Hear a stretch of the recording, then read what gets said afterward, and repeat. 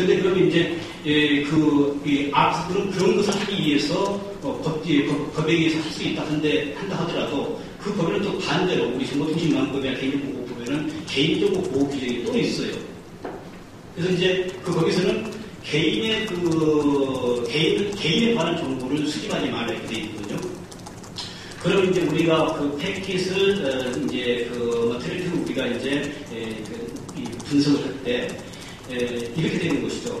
원칙적으로 그러니까 개인에 관련된 일반적인 망을 발견을 할 수가 있지만은 트리플을 발견할 수가 있지만은 개인에 관련된 정보는 함부로 수집하거나 이용할 수가 없다. 뭐 이런 결과가 되는 거예요. 그런데 그러면 개인에 관한 정보가 뭐냐? 아까 말씀드린 디도스 공격에 의한 정보가 개인에 관한 정보라고 할 수는 없겠죠. 그러니까 이것은 개인정보 아니니까는 개인정보 보호령에서 제외됩니다. 그러니까 할 수가 어떻게 보면 이제 법상 개인정보법도 적용이 안 개인정보에 대한 보호도 안 받고 오히려 이제 할 수가 있다고 할 수가 있죠. 그러면 이제 아까 말씀 내용, 예를 들면 주제를 분석한다거나 이 팩트를 분석한다거나 그렇게 해서 이 사람의 송신자의 행동 패턴을 분석하거나 분석한 목적으로, 그러니까 어떤 성향을 분석할 목적으로 또는 맞춤형 광고를 할 목적으로 이제 수집된 정보에 대해서는 개인정보 보호가 직접적으로 드는 것이죠.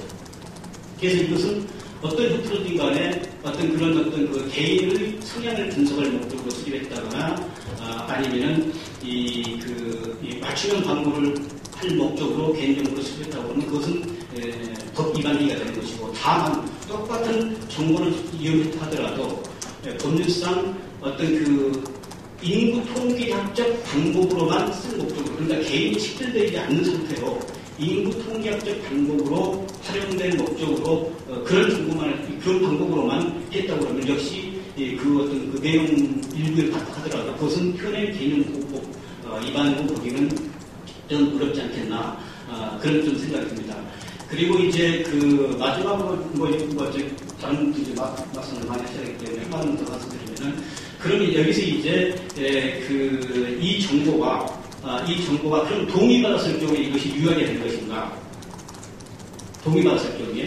근데 이게 사실상 이제 동의받기가 어렵지만 서로 이제 이용자 관계가 없으면은 포괄적인 동의를 할 수도 있겠죠. 동의를 받다 하더라도 우리 통계법상으로서는 일부 나라는 상당수 나라가 한쪽 당사자의 동의만 받으면 되게 돼 있습니다만, 우리나라는 이 통계법에 이 당사자의 동의를 받도록 되어 있어요. 양 당사자의 동의를 받도록 되어 있어서 동의를 받는다 하더라도 제 생각에는 이것은 법 위반이 될 가능성이 많고, 또 동의를 받는데 이것이 자발적인 전제가 돼야 되는데 자발적인 전제가 되지 아니하는 어떤 강요된 동의는 동의를 쓸 효력이 없죠. 일반적으로 해버린다고 그러면은 그런 측면이 있어서 동의를 받는다 하더라도 패킷 감청이 적법화될 가능성이 높다. 다만 이제 이런 부분이 있습니다.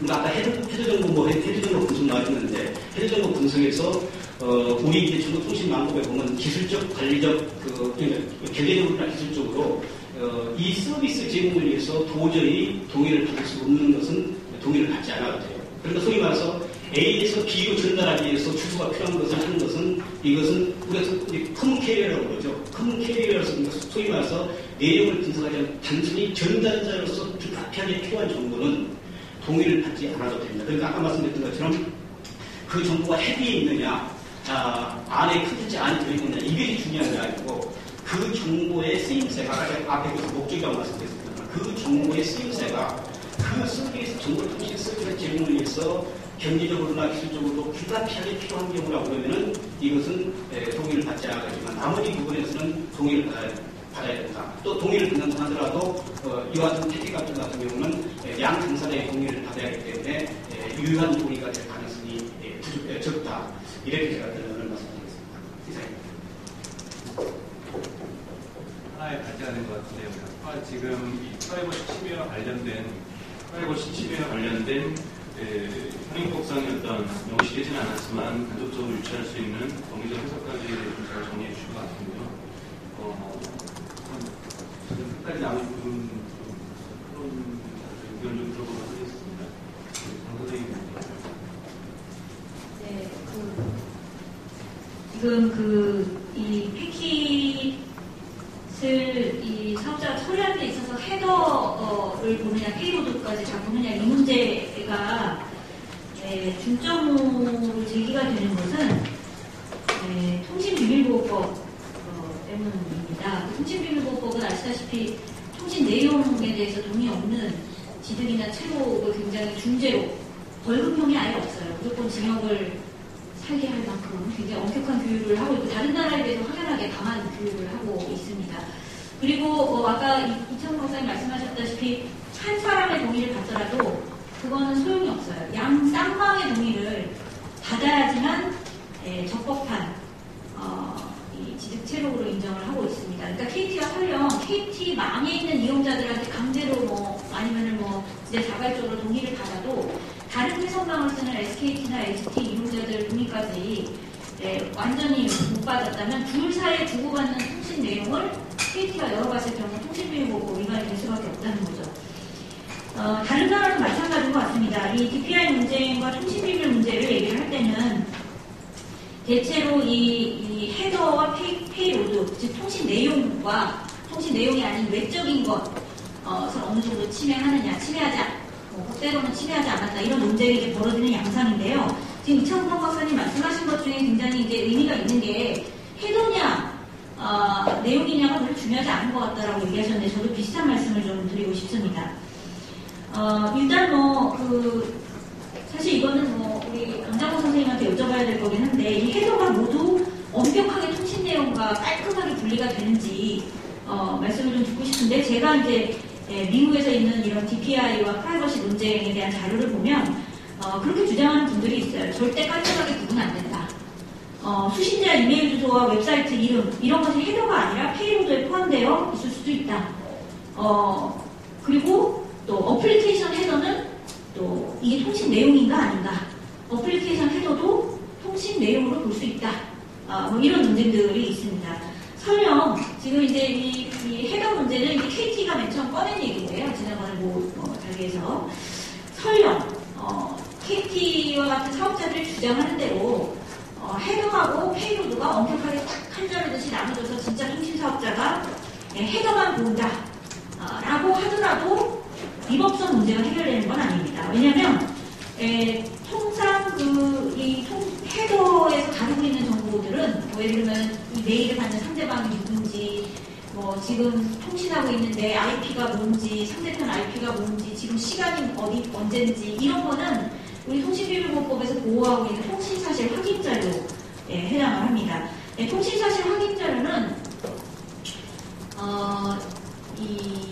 좀 애매하게 되어 있는데요. 일단 통신 강청이랑 다르게, 통신 내용이랑 다르게 통신사실 확인자료를 제3자가 이렇게 열람하는 것만으로 처벌하는 조항은 없습니다. 그래서 요즘에 이 DPI 문제가 아니고서라도 이제 논란이 있거든요. 이 부분이. 예를 들면 회사에서 서버를 막 구축해놓고 그 회사에 있는 직원들이 외부랑 메신저 하는 거, 메일 주고받는 거, 서핑한 거 이런 거를 다 들여다봤을 때 우리는 내용 절대 안 보고 그냥 내용만 봤다. 그러니까 헤더만 봤다. 네가 누구한테 메일 보냈고, 네가 어떤 홈페이지 접속했고, 내용을 본 건 아니고 그냥 이 껍데기만 봤다라고 회사에서 많이 주장을 하면서 요즘에 이제 이런 직장 내 감시 문제 이거 괜찮은 거냐, 왜 처벌도 못하고 교육이 안 되냐, 이런 이제 논란이 있거든요. 마찬가지로 이 KT 같은 경우 만약에 헤더만 있는다 하더라도 그걸 적법하다라고 누군가는 주장을 하겠지만,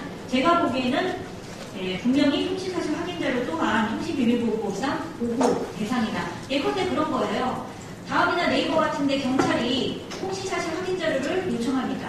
예를 들어서 IP 주소라든지 이 사람의 아이디 착발신 일시라든지 통화 내역이라든지 그런 걸 요청을 할 때는 수사기관이 간다고 다음이나 네이버가 줄 수 있는 게 아니에요. 수사기관이 반드시 가져가야 되는 게 있는데 그게 뭐냐면 법원의 허가예요.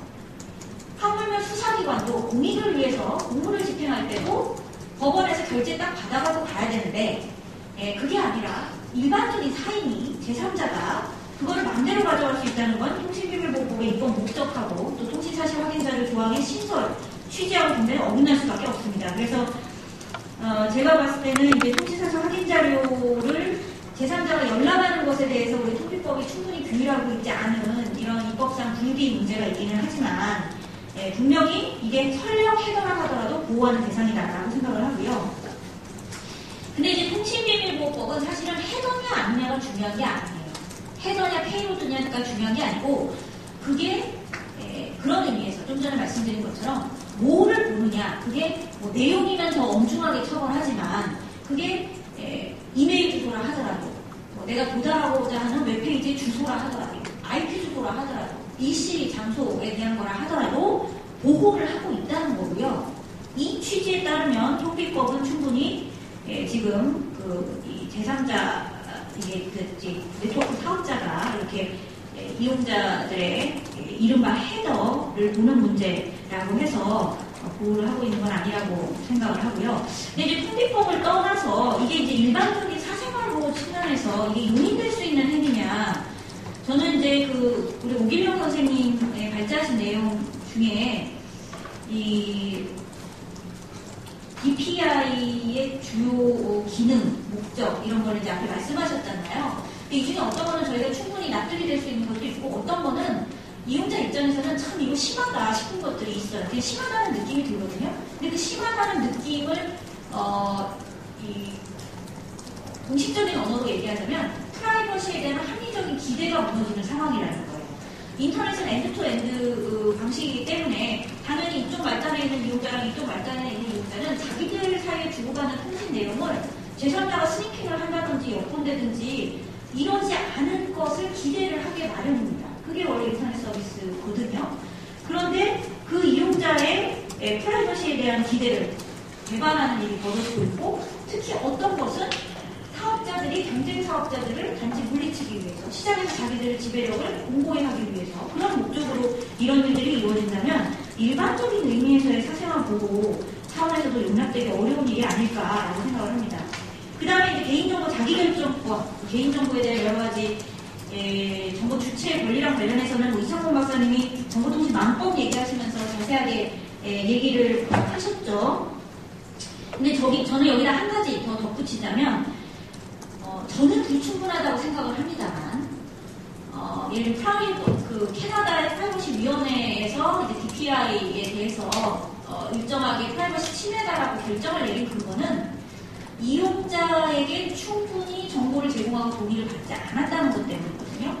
그러니까 이용자 입장에서는 informed라고 그러는데 충분히 정보를 informed consent, 충분히 정보를 제공받고 내가 정말 자발적으로 동의를 했냐, 내 통신 내용 봐도 된다, 당신 네트워크 관리하기 위해서 마음대로 봐라, 그렇게 동의를 한 게 맞냐 이용자가.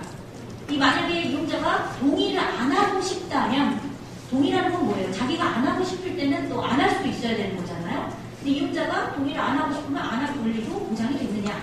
근데 그게 아니라는 거예요. 그런 의미에서 DPI가 일정하게 프라이버시 침해했다라고 이제 얘기를 하거든요. 개인정보 자기결정권의 가장 중요한 원칙이 이제 동의권이라고 했을 때 그런 의미에서 일정하게 DPI는 프라이버시 문제를 노정할 수밖에 없다 그렇게 생각을 하고요. 어쨌든 이 법 위반이냐 저법 위반이냐 현행법 위반 문제를 좀 떠나서 저는 이제 프라이버시 부분에서 주로 활동하는 활동가로서 어떤 부분의 통신 사업자들이 예를 들면 외부의 DDoS 공격이라든지 이런 것은 방지하기 위해서 일정하게 네트워크를 관리하는 것은 용인될 수 있는 행위라고 봅니다. 현행법에서도 그렇게 되고 저희가 생각하는 사회 상규에 별로 위반되지 않아요. 그런데 다른 경쟁 사업자들을 물리치기 위해서라든지 내가 광고를 하기 위해서라든지 이런 목적으로 통신 내용을 들여다보는 것은 제가 생각하기에는 이용자들의 기대도 배반할 뿐더러 우리가 생각하는 헌법상 사생활의 권리를 침해될 수밖에 없지 않을까 그렇게 생각을 합니다. 짧게 마치겠습니다.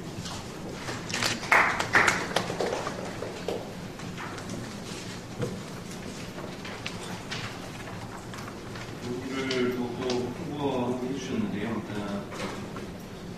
프라이버시에 대한 기대가 무너진다든지 또는 이제 개인의 어떤 동의권, 주체 결정권 자체가 침해받는다든지 해서 이런 문제하게 프라이버시 침해다. 헤더하고 페이로드를 구별하는 것 자체도 우리가 기술적으로 과연 깔끔한가 또는 헤더만 본다는 것 자체도 문제가 전혀 없는가 구별이 된다고 해서 이런 관점에서 잘 설명해 주셨다고 생각했습니다. 다음으로는 우리 서버즈님께서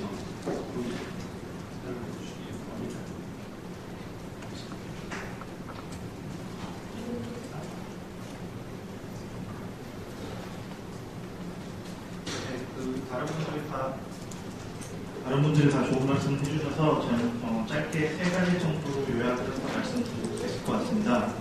일단 이런 각종 망중립성 이슈에 관련된 토론이라든지 포럼이 계속 여러 차례 열리고 있는데 이 통사들이 이런 토론이라든지 이런 의견을 나누는 자리에 참여를 하지 않고 또 아무런 대응도 하지 않고 있는 게 가장 큰 문제가 아닌가라고 일단 생각을 하고요. 또 그러면서도 어떤 자신들이 나와서 있는 자리에서는 통신사 외부 사람들이 이야기하는 것들은 기술적으로 정확한 내용을 모르면서 우리가 어떻게 하고 있는지 모르면서 너무 우려만 하고 있는 게 아닌가라고 이야기를 하고 있는 거죠. 그러니까 그런 어떤 이중적인 자세가 가장 논의의 첫 번째 좀 문제가 아닐까 하는 생각이 들고요. 그리고 두 번째는 이런 DPI 기술을 도입을 하면서 사실은 굉장히 잘못 쓰일 수 있다거나 아니면 프라이버시의 문제가 굉장히 크지만 도입을 할 때는 좀 다른 핑계를 대는 것도 문제가 되는 것 같습니다. 예를 들어서 KT 같은 경우는 해외에 있는 본사의 DPI 장비를 도입하면서 맞춤형 광고 시스템을 도입을 하려고 하는 거다. 맞춤형 광고라는 거는 여러 회사들이 이미 인터넷에서 하고 있는 상호들이 아니냐 이런 이야기를 하는데 사실 이런 것도 좀 잘못된 부분이라고 생각하는 게 일단 DPI 그런 인터넷에서 그런 맞춤형 광고라는 사업 모델을 하고 있는 많은 회사들 예를 들면 구글이라든지 야후, 페이스북, 심지어 다음 네이버 이런 것들은 DPI 기술을 사용을 하고 있지 않죠. 하지만 KT는 우리도 사기업이 기업이기 때문에 이윤 추구를 하고 새로운 사업 모델을 개발해야 된다 이런 논의로 도입 허용을 해야 된다라고 이야기하는데 도입을 하고 허용을 하는 그 기술 자체가 굉장히 큰 무리가 있는 기술인데 이걸 마치 기업의 이윤 추구 활동으로 탈바꿔서 변명을 하고 있는 게 문제라고 생각을 하고요. 그리고 또 이런 이유로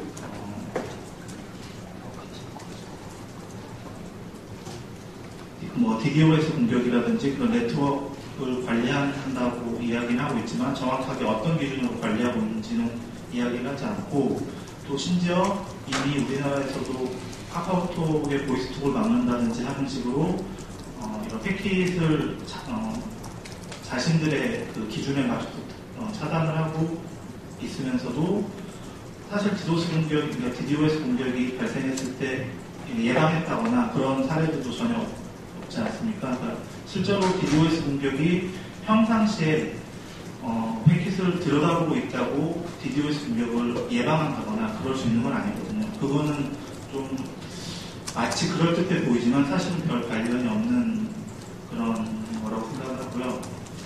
그러니까 매번 제가 비유를 들자면 범죄가 난무하니 불침 검문을 강화하고 모든 사람들의 정보를 다 들여다보겠다라고 정부가 이야기하는 것과 되게 유사한 것 같습니다. 그리고 마지막으로 또 이 통신사들이 이야기하는 것 중에 하나는 이런 DPI 기술을 사용을 해서 어쨌든 개인정보들이 정보들을 모아서 그것들이 트래픽 유지라든지 아니면 망을 관리하는 데 도움이 되게 하겠지만 개인정보 같은 경우는 최대한 익명으로 만들어서 보관을 하겠다. 개인정보 같은 것들을 우리는 보지 않겠다라고 이야기를 하지만 사실 요즘 다들 아시겠지만 각종 서비스들을 사용하면서 특히 우리나라에서는 개인정보가 많이 해킹이 되고 심지어 주민등록번호가 중국에서 사용하는 공공재라는 이런 얘기들이 나오고 있는데 한 기업에서 일부의 개인정보를 익명으로 만들어서 구분할 수 없이 보관을 한다고 해도 사실 예를 들면 네이트에서 해킹을 당하고 EBS에서 해킹을 당하고 넥슨 이런 데 해킹을 당하면서 사실 정보들이 점점 조합되고 그러면서 그 사람이 누군지를 알게 되고 결국은 그게 정확하게 어떤 사람인지가 돼서 가끔 범죄가 일어나거나 하는 데 이유가 되고 있는데 통신사들이 그런 것들에 대한 것들을 마치 우리는 그거를 정확하게 모든 정보를 보관하고 있지 않을 것이다라는 그런 이야기들을 각종 매체에서 하는 것들도 역시 좀 잘못된 부분이 아닌가라고 생각합니다. 이상입니다. 저도 개인적으로 오늘 사실은 이용자 포럼에서 오늘 3차 이용자 포럼을 준비하면서도 사실 방통위 관계자나 TH나 관계자들에게 참여 요청했는데도 또 거절을 당해서 사실은 또 한쪽짜리 토론회가 되고 있다는 것에 있어서 생각을 하고 있고 그건 어쩌면 저는 당연하다고 봅니다. 지금 전략적으로 이동통신 사업자들이 택하고 있는 하나의 전술이라고 생각이 들고 좀 이렇게 공개적인 논의에 참여하지 않고 또 어떤 논의가 있다라면은 자신들이 주도하는 논의 구조에서는 참여하는 이러한 모습을 보이고 있는 것 자체도 저는 신뢰도를 또 크게 떨어뜨리는 행동이라고 생각이 들고요. 그렇지만 저희들끼리라도 또는 꼭 저희들끼리는 아니겠지만 당사자인 DPI를 운영 주체로서 지금 나오고 있는 기업들이 빠져 있고 그것을 관리 감독해야 할 책임을 갖고 있는 공통 관계자들은 나와 있지 않지만 저희 내에서도 충분한 어떤 생산적인 토론을 할 수 있다고 생각이 들고요. 우선 두 분 발제해 주셨고 세 분 토론해 듣고 여러분과 같이 토론을 좀 더 진행을 할까 하는데요. 그 전에 고 교수님이 좀 발표하시면서 관계자분한테 질문했던 사항에 대해서 좀 잠깐 짧게 좀 해주시고 바로 전체 토론에 좀 들어가도록 하겠습니다. 우선 짧게 OSI 세븐 레이어 계층에서 통신이 어떻게 구성되어지고 있는지에 대해서 일단 짧게 말씀드리면 제일 아래층에서 퇴직하는 층에서 랜선을 꽂는다 그러지 않습니까? 랜선을 꽂아요. 그럼 인원에서 연결되죠. 이 랜선을 꽂는다고 할 때 랜선을 통해서 움직이는 것들은 0과 1이라고 하는 비트를 움직입니다. 전기적인 시그널이에요. 그 다음에 이제 얘를 받아가지고 우리가 이렇게 여러분과 제가 지금 대화를 할 때 대화에 이렇게 중간에 공기라고 하는 매체를 두고 있고 여러분과 저와 함께 공통된 신호를 가지고 있잖아요. 공통된 약속, 문법 같은 거, 우리의 언어의 라이브러리 같은 거. 그래서 우리는 그런 통신 규약 같은 프로토콜을 만들기 시작하는데요. 그 다음 단에서 이루어지는 프로토콜이 맥 어드레스라고 하는 프로토콜을 가지고 있는 거죠. 맥 어드레스. 맥 어드레스는 무엇이냐면 주소예요. 주소인데 모든 이런 디바이스를 다 생산할 때마다 네트워크가 되기 위해서 디바이스에 생산할 때 고유한 디바이스 주소를 잡는 겁니다. 이게 우리 일상에서 굉장히 기술자들만의 이야기한 일상에 굉장히 많이 쓰입니다. 예를 들어볼까요? 제가 이 국회에 왔는데 이게 실명을 거론하지 않고 국회에서 공동으로 쓰고 있는 PC에 앉아가지고 불법적인 글을 쓰거나 욕을 하거나 이름을 숨기고 하면 나는 마치 안 잡힐 것 같잖아요. 그죠? 그런데 이제 추적회에 들어가면 제가 몇 시 몇 분에 어느 컴퓨터에서 했다라고 하는 그 위치 주소가 잡힙니다. 그렇죠? 그 다음에 이곳을 제가 들어올 때 이런 출입증 같은 것들을 이용해서 하게 되겠죠. 이런 식으로 하게 되면은 결국은 제가 아파트에 숨어가지고 제 집에서 이메일, 제 실명이나 주민등록번호 같은 것이 안 되는 상태에는 그냥 뭐 문제 없겠지 라고 해서 욕을 썼을 때 수사대가 추적을 해서 아이디를 쉽게 잡을 수가 있는 거죠. 그때 이제 맥 어드레스를 통해서 그러면 그 집을 뒤져봤더니 할아버지가 있고 어린 아이가 있고 내가 있는 걸 누가 쓰겠어요? 죽였겠죠. 이런 식으로 잡을 때 바로 맥 어드레스에 잡습니다. 맥 어드레스를 가지고 디바이스의 위치, 디바이스 자체를 식별하면 우리가 가지고 있는 휴대폰 같은 경우는 우리가 상시적으로 가지고 있는 디바이스이죠. 이제 그 정도 수준에서 그 다음 단으로 올라갈 때 ARP라고 하는 프로토콜을 씁니다. ARP라는 프로토콜이 뭔지도 모르셔도 돼요. 중요한 건 이 프로토콜은 우리가 흔히 알고 있는 IP라고 하는 주소 체계로 바꿔줍니다. 그래서 디바이스가 가지고 있는 고유한 맥 어드레스를 IP라고 하는 주소 체계로 바꿔주면 그 다음 단에서 우리가 이제 흔히 하는 특정 서비스를 쓰기 위한 머릿속을 외우기 좋은 뭐 네이버, 다음 이런 식으로 외우기 좋은 도메인이라고 하는 거 쓰잖아요. 그죠? 사람이 그래서 도메인이라고 하는 DNS 서버로 올라가서 다시 주소치계가 연동되어지는데 각 단계로 올라갈수록 정보들이 처음엔 좀 뭔가 느슨한 것 같지만 점점 좀 섬세해지기 시작하죠. 그러나 이러한 것들이 맥 어드레스라는 것을 예를 들었을 때 맥 어드레스 자체가 그건 뭐 중요해? 내가 뭐 개인정보 이름 주민번호 쓰고 들어가 쓰는 게 아니잖아라고 이야기할 수 있고 이 기술적인 중립적인 것 같아요. 그러나 이 맥 어드레스라고 하는 아주 물리친 계층에 가까운 것을 이용해 가지고도 사람을 식별하고 사람을 잡을 수가 있어요. 지금까지 우리가 프라이버시와 DPI를 지금 논의하고 있는 자리에서 어플리케이션 층이라고 하는 그 위의 층, 우리가 직접 서비스를 하고 있는, 맞닿고 있는 서비스 층으로 올라가서 논의를 좀 해보면요. 얼마나 많은 서비스에서 개인정보를 잘못 이렇게 해가지고 우리가 가져야 할 굉장히 프라이버시라는 기본적인 기본권이 훼손되어진다는 논의가 지금까지 얼마나 많은 그 사건과 이런 것들이 일어났습니까? 그 중에 아주 후쓰레기 정보 같은 게 있어요. 여러분 다 알다시피 쿠키 정보라는 거 들어보셨죠? 그렇죠? 쿠키 말 그대로 후쓰레기 정보입니다. 그러니까 서비스단의 맨 위에 층에서 쓰고 있는 브라우저상에서 굉장히 자그마한 쿠키 정보를 던졌는데 기업들은 그걸 가지고 여러 가지 그 사람들의 패턴을 응용해가지고 기업의 경쟁력을 강화하거나 새로운 마케팅을 열어나가거나 하는 게 잘 쓰거든요. 그렇다면 제가 지금 논의하고 있는 이 DPI라고 하는 것이 보고자 하는 층은 서비스라고 하는 특정한 서비스의 그 측면에서 하는 기업들의 중에서도 그렇게 위험이 많은 그런 정보들을 많은 그 마음속에서 여러 서비스가 막 다 지나가는 패킷 자체를 우리가 굉장히 발전을 하다 보니까 여러분들이 이제 TCP/IP층에서 주로 하는 게 보통 F2층에서 스위치 같은 거 쓰다가 그 스위치도 뭐 위로 올라가서 많이 그 A3층에서 많이 쓰지 않습니까? 근데 이 논의가 보는 논의가 그 주문형 반도체를 써가지고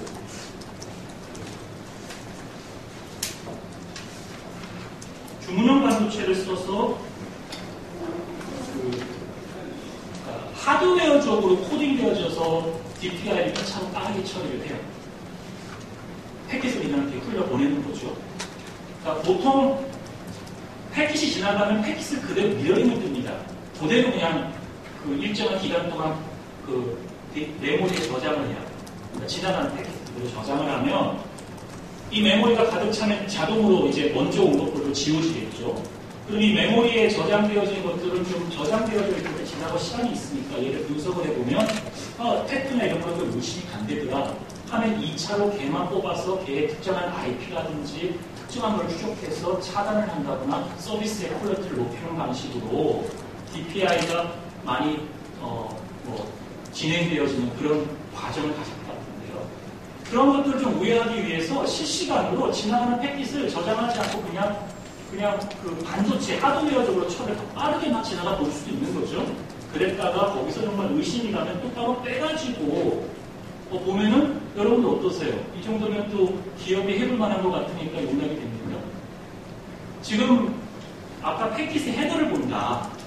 그러면 뭐 용서가 되고 패킷의 내용을 보면 용서가 안 되고 보다고 패킷의 헤더를 볼지라도 이 패킷을 통해 헤더를 가지고 개인이 식별하고 개인의 사용 패턴을 추론하고 그걸 통해 가지고 패킷의 헤더를 보라고 하는 것은 기술적으로 다양한데요.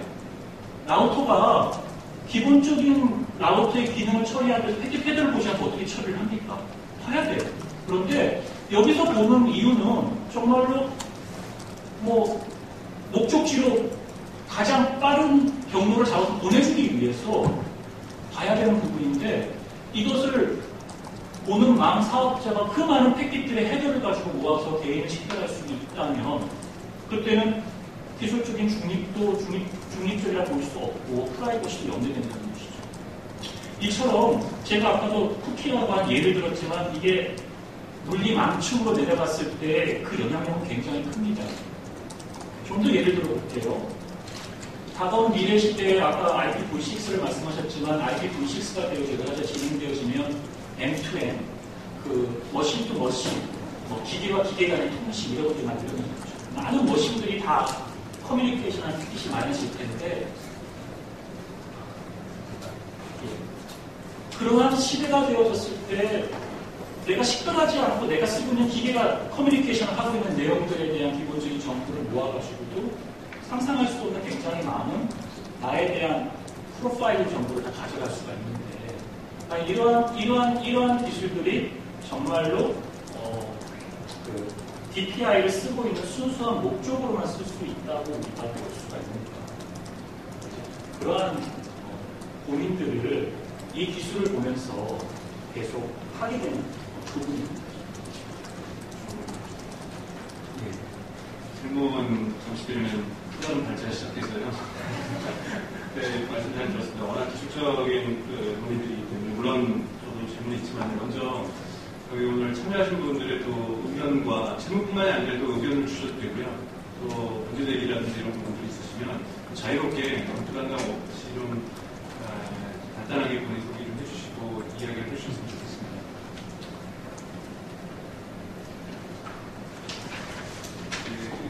먼저 생각하시는 제가 한 가지를 저희 스스로에게도 던질 질문일 수도 있고, 교수님한테 드릴 질문일 수도 있는데, 글을 읽어보고 좀 저는 구범 대 구범이 싸우고 있다고 생각이 들어요. 그러니까 우선 구조적으로 DPI는 악하다. 저도 프라이버시가 침해가 완벽하게 진행된다는 거에서는 동의합니다. 프라이버시 침해 요소가 있는 것이 아니라 명백하다는 거에서는 인정을 하는데요. 이 명시적인 목적성과 그들이 실제적으로 우리가 추구하는 그들의 의도는 대단히 상업적이었고 기업의 자사 이익을 위해서 들여다보고 있더라라는 것과 실제로 그 기술 자체가 처음부터 개발되고 적용되는 그런 명시적인 목적을 갖다가 너무 일치시켜버리면 사실은 이거는 지나친 추론에 의한 팩트를 너무 건너뛰고 물론 여러 가지 사례들 속에서 그들의 충분히 그럴 수 있다는 우리가 추론할 수 있지만 너무 공격하는 것이 아닌가라는 생각이 드는데요.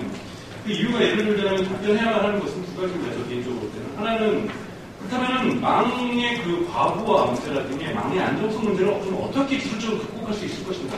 계속해서 정말 폭발적으로 증가하는 지금까지 저희가 경험해봤던 트래픽 양보다는 절대적인 기하급수적으로 증가하는 이후의 트래픽 양이 있어서 또는 일시적이고 지역적이고 시적으로 발생하는 망 도하에 대해서 어떻게 대응할 것인가에 대한 기술적 논의는 지금 현재 어떻게 하고 있는지에 대한 고민과 좀 답변을 있으면 좋겠다는 것이고요. 또 하나는 왜 그 국제 그 W3C에서 왜 IPv6에 트래픽 클래스를 집어넣냐라는 거예요. 국제표준협회에서 나름대로 그 스위스에 있는 나름대로 망 중립성을 옹호하고 있는 나름대로 큰 우리의 응원군인 W3C에서 왜 머신 투 머신의 그런 커뮤니케이션에 트래픽 클래스를 갖다가 헤더에 표준화시켰냐는 거죠. 그럼 무엇인가 QoS의 필요성에 대해서도 인정하고 있는 부분이 아닌가라는 생각이 든다는 거예요. 그러니까 헤더를 그렇게 확장시켰던 것에는 나름대로 의도가 있는 거고 그 단체 자체가 현재 우리가 추론하기 위해서는 의도 자체로 볼 때는 저 단체가 사적 이익을 위해서 망중립성을 해치려고 하는 그런 사기업이라고 저희는 보지 않고 있다는 거죠. 그럼 왜 IPv6에는 헤더가 그렇게 확장됐는가에 대한 답변을 저희가 할 수 있어야 된다고 생각이 듭니다. 두 가지를 사례로 과연 DPI 기술 자체가 프라이버시 침해하다는 것은 명백하지만 제가 거기를 좀 비판하려고 하는 것은 아니고요. 그러면 망과 분쟁을 어떻게 해결할 수 있을 것인가? 그리고 헤더의 이런 확장들을 어떻게 해석할 수 있을 것인가에 대한 저 스스로도 답변을 못 찾는 좀 질문이 있는데요. 자유롭게 여기 계신 분들이 좀 답변해 주셔도 되고요. 또 워낙 전문가분들이 또 여기 참여자분들이 계시니까요. 전문가분들 그렇다요. 오 교수님이나 원장님이나 또 토론자로 계신 분들 답변해 주시고 자유롭게 좀 답변을 해주시면서 질문도 해주시면서 좀 토론을 이해가 됐으면 좋겠습니다.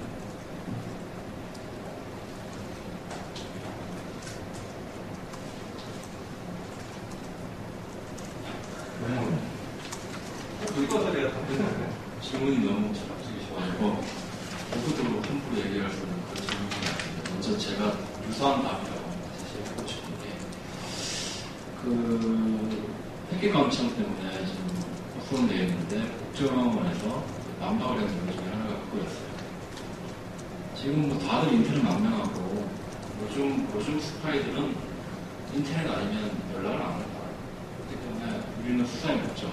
국가안보에 반드시 그렇게 가정해야 된다. 이런 주장이 있었어요. 그것들이 자가당착입니다. 그걸 법의 입장이라고 하는 것이 예를 들어서 아주 해상론적인 입장도 있고 아주 정책적인 입장이 있어요. 근데 지극히 어떤 기준을 갖다 대야 할지는 이제 판사가 결정하겠죠. 심판을 해야 되니까.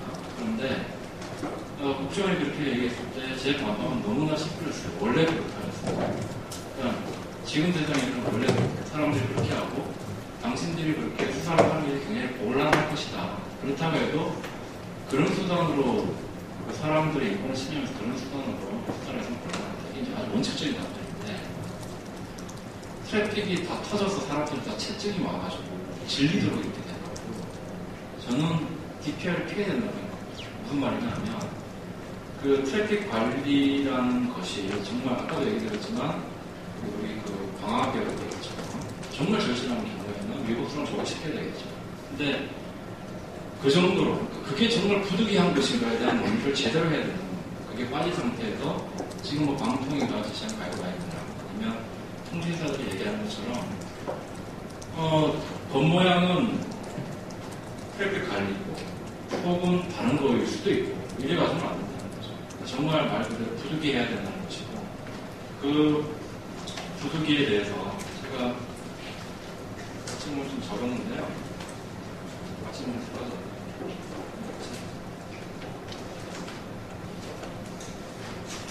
예. 11번에 적었습니다. 부득이의 여부가 핵심적인 쟁점이 될 것이다. 통상 이러한 부득이성을 인정받기 위해서는 법적 규범적인 입장이에요. 규범적인 입장에서 어떤 얘기를 하냐면 법적 확신에 이를 정도로 명확히 해야 된다. 법에 적혀져 있는 것은 아니다. 사회적 인식을 바라볼 때 거의 법적인 정도의 확신이 있어요. 편리가 아니에요. 그리고 그 정도의 명확한 사회적 합의가 전제되어야 되겠고 그 다음에는 반드시 이 법을 뒷받침해야 된다는 게 정상적인 입장이죠. 그러니까 부득이성을 인정받는 것이 그렇게 간단한 문제다. 또 이 토론이 재밌으려면 제가 또 SK나 KT나 이런 통사 입장도 아니고 토론을 해서 그들의 입장처럼 제가 답을 말씀드리면 이 사회적인 합의가 전제된다는 게 2009년에 독일에서 아동포르노가 우리나라처럼 지금 요즘 사건이 나타나는 것좀 심각해지자 어떤 것이 법안을 해서 그 독일 국회 통과하고 헌법소원에서도 문제없다고 통과됐던 것이 뭐냐면 사회적 합의가 아동포르노에 확산되고 있는 걸 막기 위해서 인터넷 금지시키는 건 물론이거니와 그것에 대한 링크를 포함, 그 데이터로 접속하는 링크를 포함하고 있는 것을 여러 번 자도 처벌하겠다고 법이 나왔습니다. 이메일에 아동포르노로 가는 그러한 링크 값을 갖고 있는 그 링크 값만 갖고 있어도 그걸 열어보고 그걸 클릭만 했어도 범죄자를 처벌하겠다는 강력한 법이 나죠. 왜? 사회적 합의가 잘 끌었어요. 어머니들이, 다들 아버지들이 거리를 나와서 우리의 함부로 거리에 못 내버리겠다. 이래서는 안 된다. 그러자 가족부 장관이 이거는 강력하게 규제해야 된다.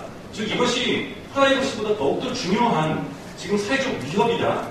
그러니까 이런 식의 어떤 사회적 합의가 이루어져서 만약에 법이 통과된다라면 또는 지난주에 있었던 사건입니다. 3D 지금 프린터가 많이 지금 확산 기술이 이제 좋아지면서 3D 프린터라는 것은 제가 이런 사물들을 프린팅할 수 있는 거죠. 플라스틱을 통해서. 근데 미국에서 어떤 지금 젊은 개발자가 그걸 만들었냐면은 무기를 권총을 다운로드할 수 있는 그 3D로 출력할 수 있는 프로그램을 짰어요. 그래서 제가 그걸 사적으로 집에 3D 프린터가 있으면 권총을 출력할 수 있습니다. 그래서 플라스틱으로 일에 명확하게 사람을 사살할 수 있는 수준의 권총을 3D로 누구나가 그 다운로드해서 프린트할 수 있는 그러한 프로그램을 짰단 말이에요. 저는 그러니까 인류 사회가 갖고 있는 도전이라는 것은 이 정도 수준이라는 거예요. 이것이 만약에 2, 3년 안에 범용화가 돼서 무기가 예를 들자면 패킷 안에 들어가 있고 그리고 그것이 3D 프린터에 의해서 지금 플라스틱으로 출력되지만 철로서 출력되고 만약에 이것이 사회적 문제가 발생해서 사회적 합의에 의해서 만약에 이것이 규범과 규범의 싸움에서 문제점이 있다는 것은 이런 도전들에 의해 저희가 무력하게 무너질 수 있다는 거죠. 사회적으로 아동포르노에 대한 심각성에 대한 규제가 프라이버시보다 더욱더 높은 사회적 규제로 독립적으로 움직인다든지 또는 살상이 이루어지게 되는 인터넷의 텍스트에 의해서 이런 부분들이 이루어질 때 과연 한쪽에서 주장하는 이러한 프라이버시의 침해에 대한 명확한 소지가 있는 DPI에 대한 반대의 입장이 한편에서는 보호해야 될 아동 포르노와 금지시켜야 될 아동 포르노와 무기의 확산을 금지시켜야 되는 주장이 또한 맞서를 경우에는 이러한 말씀하셨던 사회적 합의가 존재해야 되는 부득이성이 효용성을 타당성을 얻을 수 있지 않느냐는 거죠. 그 폐기 감청 관련해서는 이제 그런 논의가 많죠. 실제로 라디오 토론에 나갔다가 형사분께서 바로 라디오에 전화를 걸어가지고 그때 당시 또 영화가 많잖아요. 근원 목소리만 그런 영화가 있어요.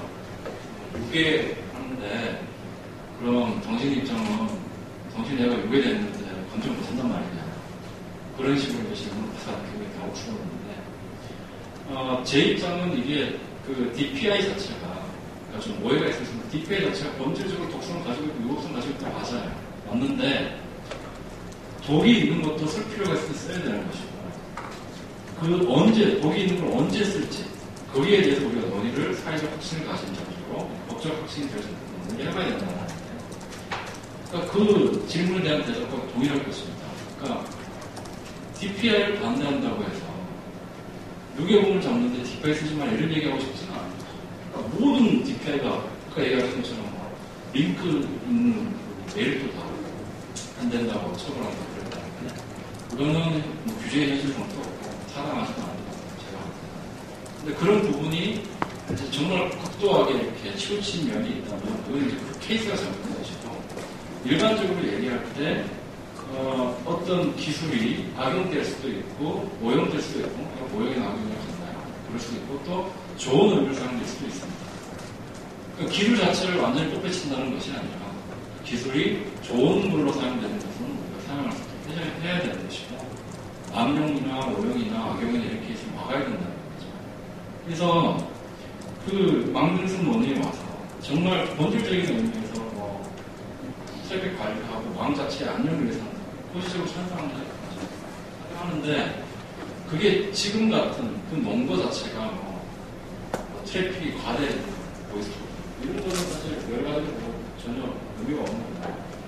그랬을 때문에 그런 주장 자체는 도저히 이제 DPI를 반대하는 입장에서 기술 자체가 위협성을 가지고 고도의 프라이버시 위험성이 있다 이런 얘기를 할 수 있지만 DPI 자체가 인류에서 완전히 박멸돼야 된다 이런 얘기는 하는 건 아니에요. 안녕하십니까. NHN 근무하는 윤미호라고 합니다.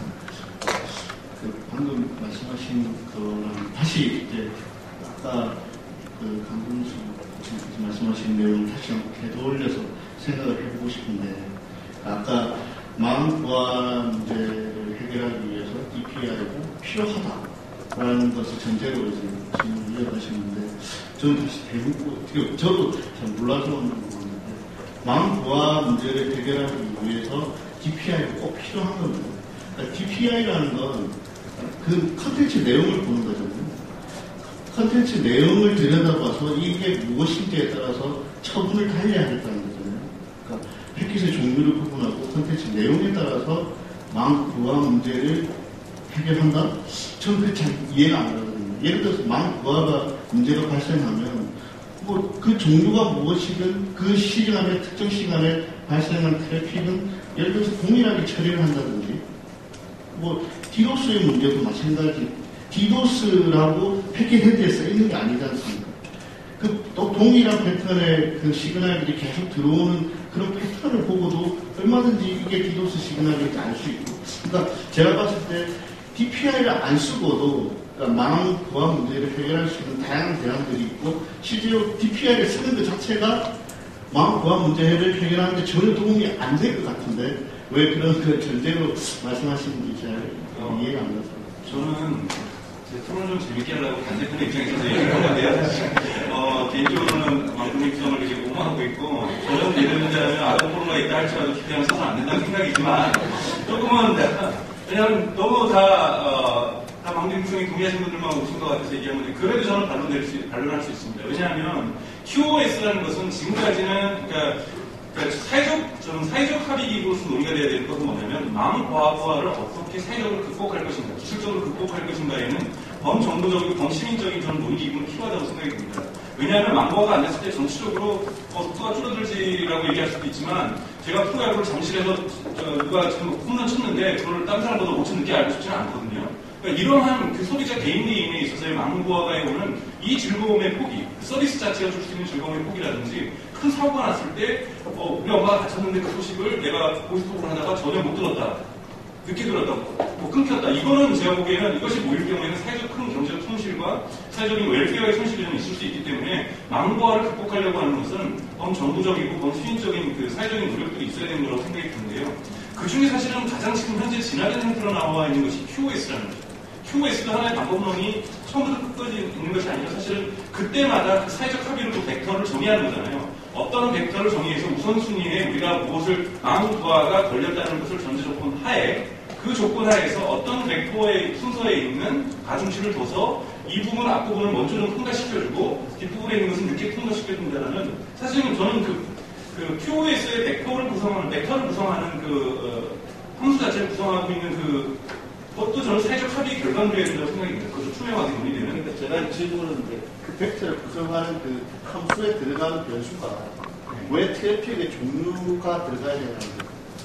근데 현재까지는 그 방법론이 가장 유효하게 지금 범용화되고 있는 방법론이라는 거고 그 부분을 뒷받침하기 위해서 사실은 DPI 기술들이 망사업체 입장에서 나왔다고 보고 있는 거죠. 그러니까 물론 그렇지만 그것이 그렇다면 뭐가 돼야 되냐면 저는 그래서 사실은 정책적 대안으로서 논의될 수 있는 것은 바로 이 QoS를 질적으로 전환시켜서 망의 부활을 극복할 수 있는 기술에 대한 정부의 정책 과정으로서의 투자는 좀 필요하다고 생각이 듭니다. 그러니까 망 부활가 있더라도 나는 프라이버시 치면 안 되기 때문에 망 부활을 극복할 수 있는 기술에는 DPI는 디타일 쪽으로 반대한다. 여기까지는 좀 동의할 수 있는데 그렇다고 해서 대안을 찾는 노력에 사회적 투자가 기술적 투자가 저는 있어야 된다고 생각을 하는 거고요. 그런 의미에서 반드시 DPI가 필요하냐라는 거에서는 저는 답은 오지만 DPI 주장하는 입장에서는 현재 가능한 기술을 위해서 가장 유효성이 있고 증명할 수 있는 것은 DPI 기술이 아마 망 부활을 극복할 수 있는 데 가장 적절하다고 아마 증거를 제출할 수도 좀 있을 거라고 생각이 듭니다. 네, 사회하신 분이 질문을 하는 게 좀 이상하네요. 제가 보기에는 이게 제 생각은 그렇습니다. 우리가 기술 발전을 어떤 누구도 막을 수는 없다고 해요. 기술 발전 자체는 기술을 이제 허용해줘야 되는데 아까 말씀드린 것처럼 결국 그 기술을 어떤 목적으로 썼느냐 이런 건데 여기에 중대한 이제 대립 간의 이념적 차이가 있습니다. 예를 들면 유럽은 이렇게 돼 있거든요. 유럽은 모든 게 다 그렇습니다. 음식도 그렇고 이 프라이버시 부분도 그렇고 이런 부분도 마찬가지인데 유럽은 유럽은 좀 더 더디고 비용이 더 들더라도 안전한 것을 추구한다. 법 자체가 다르대요. 전직이라고 하고. 그러니까는 조금 예를 들면은 그것이 비용이 좀 덜 들고 효율성이 더 있다 하더라도 안전하지 않으면은 안 쓰는 게 유럽의 정책이에요. 그런데 미국에 가면은 이게 완전히 다릅니다. 미국은 위험스럽고 안전하지 않다 하더라도 그것이 효율적이고 생산적이면은 그것을 쓰려는 그런 경향이 있어요. 이게 모든 법에 다 녹아 있어요. 기본적으로.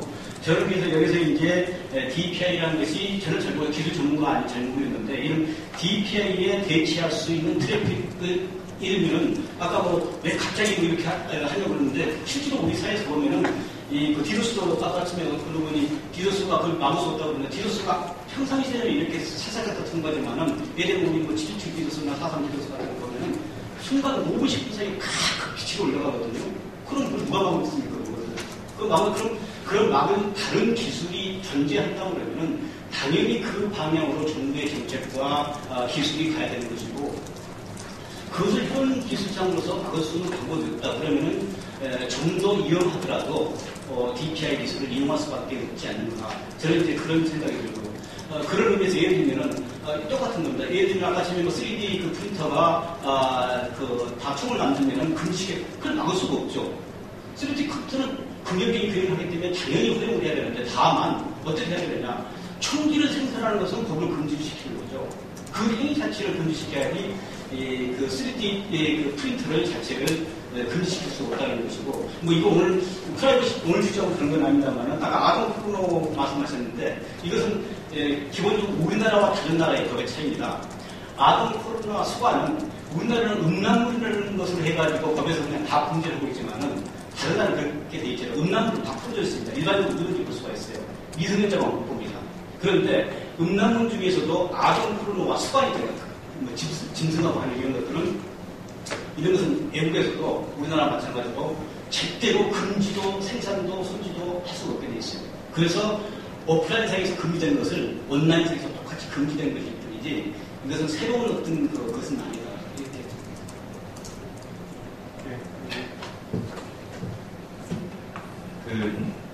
지금까지 좀 일반적인 얘기가 많았던 것 같아서요. 좀 구체적인 지금 우리 현실에서 쟁점이 되고 있는 부분을 갖고 얘기를 했으면 좋겠는데, 지금 뭐 별로 논란은 많이 안 됐지만 어쨌든 이 무선 인터넷 전화 MVI 차단 문제와 이 프라이버시 이 문제를 어떻게 볼 거냐,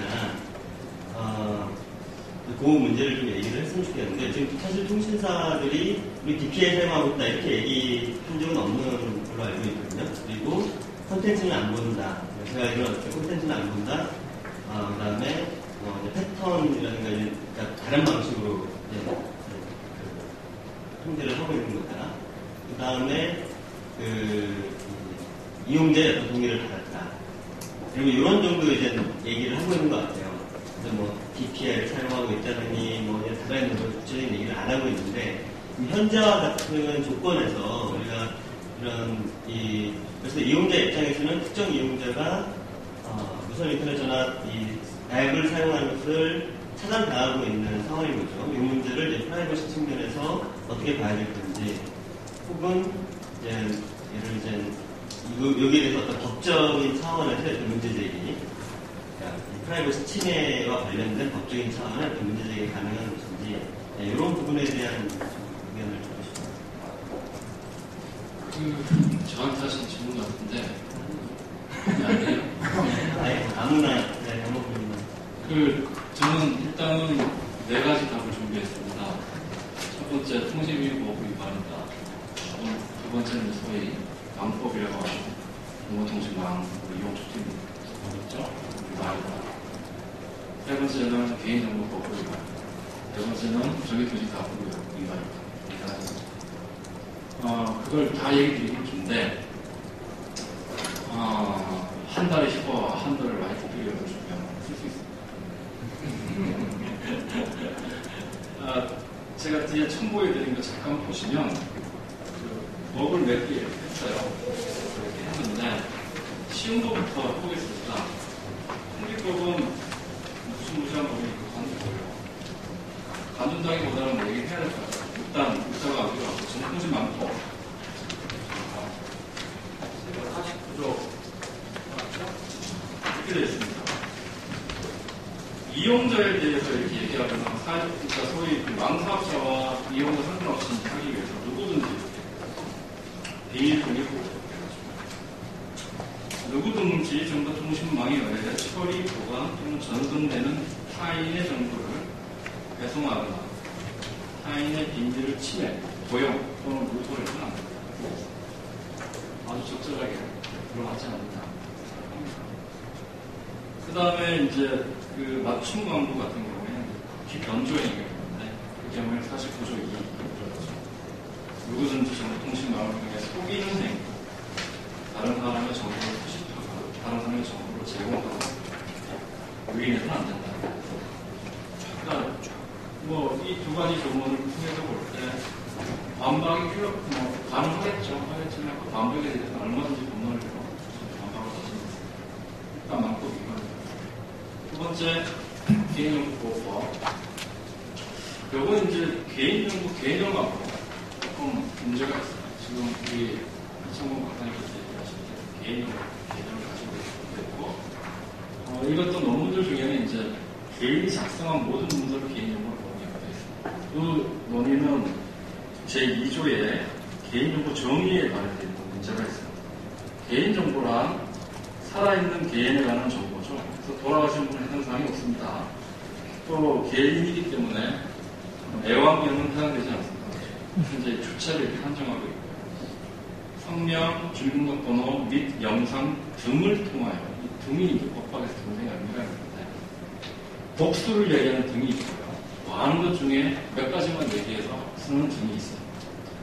무슨 말이냐 하면 등이라고 했을 때 A, B, C 등 이렇게 했을 때 법이 A, B, C 등 이렇게 표현했을 때 D는 절대 안 되는 경우가 있고요. 또는 A, B, C, D, E, F 쪽이 있는데 그 중에 다 쓰기 힘드니까 A, B, C 등 이렇게 쓰는 등이 있어요. 그 해석을 어떻게 하느냐는 굉장히 큰 문제입니다. 거기서 항상. 하여튼 어느 방식이든지 간에 주민등록번호, 영상 등을 통해서 개인을 알아볼 수 있는 정보를 말한다. 이렇게 되어 있습니다. 그러니까 개인을 알아볼 수 있는 정보예요. 흔히 여기서 얘기해준 것처럼 주민번호, 성명 이런 건데 바로 안에는 뭐라고 되어 있냐면 해당 정보만으로 특정 개인을 알아볼 수 없다고 하더라도 다른 정보와 쉽게 결합하여 개인을 이제 알아볼 수 있으면 포함된다 이렇게 되어 있습니다. 아까 강 교수님께서 말씀하신 것처럼 이제 맥 어드레스 같은 경우에 맥 어드레스 자체를 갖다가 생각해보면 개인정보로 하기 쉽지 않습니다. 그런데 가로 안의 내용을 생각해보면 맥 어드레스하고 통신사 입장에서는 과금 정보가 있죠. 서비스 계약 체결할 때, 그렇죠? 뭐 IP 정보로 한다든지 마찬가지로 연결될 수 있습니다. 이랬을 경우에 이제 개인정보 포함이 되죠. 그래서 개인정보 범위가 만약에 굉장히 넓게 해석해가지고 뭐 메일 주소가 적힌 것도 전부 개인정보다. 메일 일부분이죠. 그 정도도 개인정보다 모르냐? 아니면 정말 뭐 신분만 안 되는 개인정보. 말해볼 때 만약에 넓게 해석을 한다 그러면 지금 뭐 15조에 보면 정부 조치의 동의를 받은 경우에만 그 수집이 가능하다고 되어 있죠. 그래서 동의를 받지 않고 예를 들어 뭐 나는 SKT 사업자인데 내 이용자 중에 SKT 가입자가 있어요. A가 있고 KT를 사용하는 B가 이쪽 망으로 메일이 날아가고 이랬을 경우 그 B의 소켓을 내가 수집을 해버리면 그때부터 이 개인정보법을 위반이 되죠. 동의가 없습니다. 그런 식의 문제가 생깁니다. 그리고 그 소스의 관계 벡터죠. 만약에 넓게 해석을 한다고 했을 때 괜찮은 조문이 있었는데 3조에 보면 이렇게 되어 있습니다. 개인정보 처리자는 끝에 가시면 필요한 범위에서 최소한의 개인정보만을 적법하고 정당하게 수집해야 된다. 이런 얘기를 하고 있습니다. 그 다음에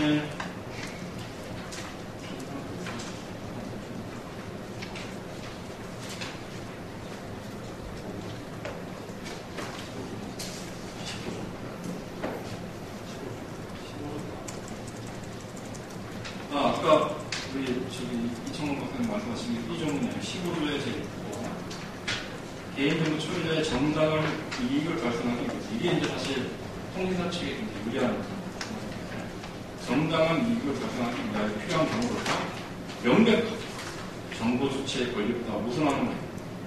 이 경우 개인정보 처리자의 정당한 이익과 상당한 관련이 있고 합리적인 범위를 초과하지 않는 경우에 하나입니다. 이렇게 되어 있으면 동의 없이도 이제 사실 가능한 거죠.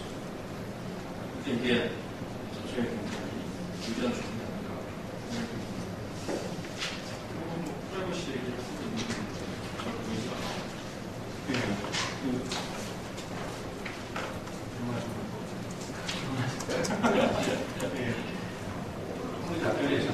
다른 질문도 있으시거나 또 프로 주제로 같이 이야기를 나눠보면 필요한 처럼 생각하는데 지금 궁금해서 그런데 아까 지금 개인정보보호 관련해서 침해될 소지가 크다고 말씀해 주셨는데 이 특정 엠보입 서비스 자체가 누가 그 엠보입 서비스를 사용하는지 여부를 판단하지 않고 그 서비스 자체를 중단하는 행위 자체가 개인정보법상의 요구사항이 되는지가 좀 모르는 것 같아요.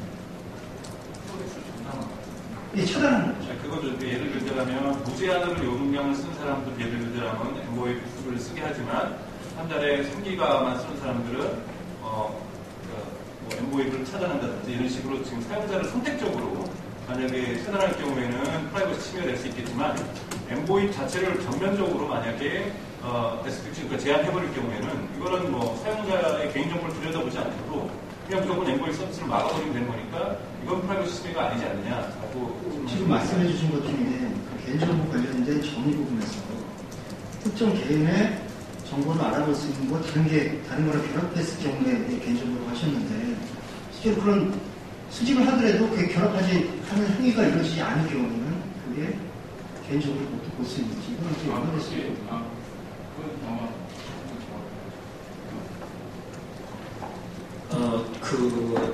이제 우리 개인정보보호와 정보통신망법하고 좀 이제 약간 다르면 정의 자체는 뭐 비슷합니다. 이거 이제 정보통신망법에 의한다고 하면 그러니까는 우리가 개인정보를 결합하느냐 아니냐 중요한 게 아니고 결합할 가능성이 존재하느냐 아니냐거든요. 그런데 그 결합할 가능성을 판단할 때 두 가지가 나뉩니다. 예를 들어 일본이나 이런 다른 상당수 나라에서는 그 판단 자체는 개인정보 처리자만을 중심으로 봐야 된다. 개인정보 처리자. 그러니까 예를 들면 통신사 자체가 현재 가지고 있는 정보를 다 따로 있어요. A, B, C, D가 함께 묶여 있는 거 아니고 함께 따로 있는데 하나씩 골라 개인정보 아예 쉽게 쓰기 없습니다. 그런데 이건 딱 통신사 자기가 가지고 있으니까 딱 묶으니까는 이게 김아무개, 이아무개가 나타난다. 이건 이제 개인정보 권장이죠. 그런데 A가 AB를 가지고 있고, 갑이라는 사람이 AB를 가지고 있고, 우리라는 사람이 CB를 가지고 있다. 이 A, CB를 묶어야만 CB가 된다. 그래서 일종의 그런 개인정보는 아니냐. 이런 경우는 일반적으로 안 봅니다. 어느 나라에서든지. 그런데 EU에서는 EU의 해석을 해보면 개인정보 처리자나 다른 사람이 가지고 있는 개인정보를 결합 가능성이 있을 때는 개인정보를 본다고 했는데, 그때 이제 갑과 운의 관계는 통상적으로 쉽게 두 사람 사이에 무슨 소위 말해서 협업 관계 있다거나 이런 경우에는 개인정보를 보는데 완전히 다른 사람이 있을 때는 개인정보를 보지 않죠.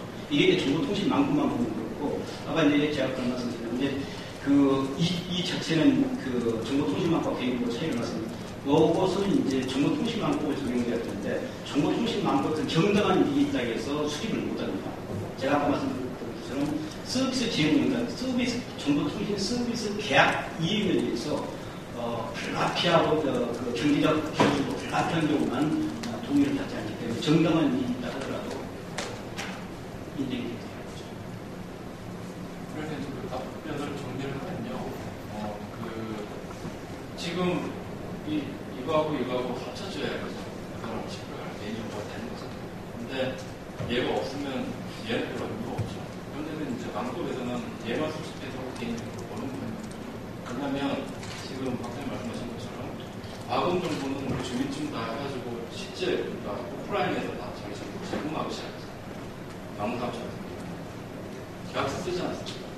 주소도 나오고 그 사람 아이디도 나온 상태에서 여기에 웹 어드레스 아니면 인터넷 접속 아이디 이런 게 있을 경우 이거는 개인정보가 되는 거죠. 이게 지금 없는 경우를 이런 말씀이기 때문에 일단 쉽게 얘기해드리면 망사업자가 아이들처럼 아이들만 막 수집을 한다. 아이들의 기준으로 패턴 분석을 한다든지 블랙리스트를 만들고 이 망법 위반을 만드는 거죠. 동의가 없다. 근데 이제 그 동의가 이제 또 다른 정책들 그건 일단 나중에 얘기해요. 첫 번째 하신 질문은 삭제를 해버리는 얘기. 이런 얘기가 이제 망법을 자세히 훑어보지는 않았는데 제가 만약에 변호사라면 그런 오해를 받았다면 제일 먼저 생각할 거는 전기통신사 차별 문제 그거 좀 보고 싶죠. 그거에 대해서 해보고 싶죠. 두 번째로는 이제 그게 안 먹힐 것 같고 판사가 굉장히 자고 승행해서 만들 것 같으면 샌드를 하겠습니다. 통비법에 감청이다 이거죠. 감청이라고 하는 것이 일반적으로 전기통신을 끊는 것만 감청이 아니고 송수신 방해 감청이라고 합니다. 그러니까 그게 여러분 통비법 조문좀 보시죠. 할 수 없네요. 강의 시간처럼 되는데 2조의 6호 보면 검열, 7호 보면 감청 이렇게 나옵니다. 제일 앞에 나오죠. 조금 설명드릴게요. 통비법 제3조를 보시죠. 통비법이 규제하고 있는 건 4종입니다. 첫 번째로는 우편물을 들어가오는 것. 이게 법률 용어로는 검열입니다. 두 번째로는 전기통신, 전기를 사용한 통신이고, 그거는 감청입니다. 세 번째는 아까 아리님께서 정례교수께서 하신 통신사실 확인자료의 제공, 이게 규제됩니다. 마지막으로는 대화의 녹음, 청취. 그래서 이제 크게 4덩어리를 규제하고 있어요. 그 다음에 감청이라 한번 해서 2조의 제7호 보시면 대상이 뭐냐면 전기통신에 대하여 이렇게 나와요. 6호에 가면 검열이라 하면 우편물에 대하여 이렇게 나와요. 검열부터 읽어보면 당사자의 동의 없이 개봉하거나 기타의 방법으로 그 내용을 체력하거나 이렇게 쭉 나갈 것이 그때 뭐가 있냐면 유치하는 것을 말한다 이렇게 되어 있어요. 유치한다는 것은 집변 아저씨가 안 주고 자기 가져버리는 거 이렇게 유치입니다. 그런데 집변은 안 되겠네. 수상하게 편집 뺏어버리는 유치라고 볼 수 있는데 감청은 전기통신을 이제 빼앗는 게 잘 안 되죠. 그렇기 때문에 유치의 상황을 알기 위해서 성수신이 방해하는 겁니다. 그렇게 파악을 해야 됩니다. 법정입니다.